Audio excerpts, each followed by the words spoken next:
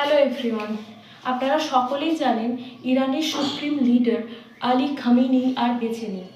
Officially তিনি death. দেখুন, আগেকার দিনে মানুষ সেনার সাথে সেনা যুদ্ধ করতো, কিন্তু বর্তমানে একটা টেকনিক ব্যবহার করা হচ্ছে। কোনো একটা স্পাই বা কোনো এজেন্টকে শত্রুপক্ষে পাঠানো হচ্ছে, সেখানকার ডাইরেক্ট যে মাথা, যে সুপ্রিম লিডার, সেই মাথাটাকে কাটা হচ্ছে। ভেনেজুয়েলাতেও তাই, ঠিক সঠিক সময়ে সেখানকার লিডারকে কিন্তু আমেরিকা সেখান থেকে গ্র্যাব করে নিয়েছে।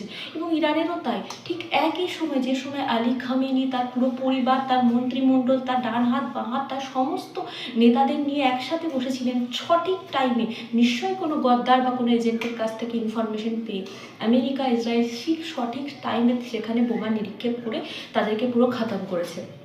দেখুন, বিভিন্ন দেশের সাথে বিভিন্ন দেশের যুদ্ধটা স্বাভাবিক, কিন্তু এই যে টেকনিকটা, আর্মির সাথে আর্মির যুদ্ধ না, একটা ফর্মাল ওয়েতে, একটা লিগ্যাল ওয়েতে যুদ্ধ না, কোনো একটা স্পাইয়ের মারফতে সেখানে তাক্তা পালট করে দেওয়া, এটা কিন্তু খুবই ডেঞ্জারাস ব্যাপার।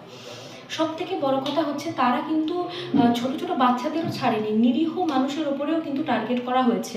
সাউথ ইরানের বহু স্কুলে, একটা স্কুলে কিন্তু বোমা নিক্ষেপ হয়েছে, 40 জন ছোট ছোট বাচ্চা, তার বাবা মা তার বই খাতা নিয়ে কান্নাকাটি করছে, যেটা পৃথিবীর কোনো মানুষই দেখতে পছন্দ করবে না।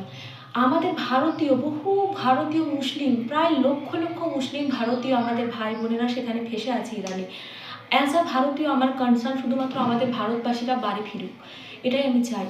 এবং সব থেকে বড় কথা হচ্ছে, I am very proud as an Indian. Bharatvarsha কিন্তু পাকিস্তানের কোনো দিন কোনো স্কুলে অ্যাটাক করেনি, যদিও তারা তাজ হোটেলে অ্যাটাক করেছে, পেহেলগাম অ্যাটাক করেছে, পুলবামা অ্যাটাক করেছে। তো ছোট বাচ্চাদের ওপরে, আম পাবলিকের ওপরে টার্গেট কেন? মিলিটারির সাথে মিলিটারির যুদ্ধটাই তো স্বাভাবিক। প্রথম বিশ্বযুদ্ধ, দ্বিতীয় বিশ্বযুদ্ধ থেকেও কি মানুষ কোনো শিক্ষা নিল না?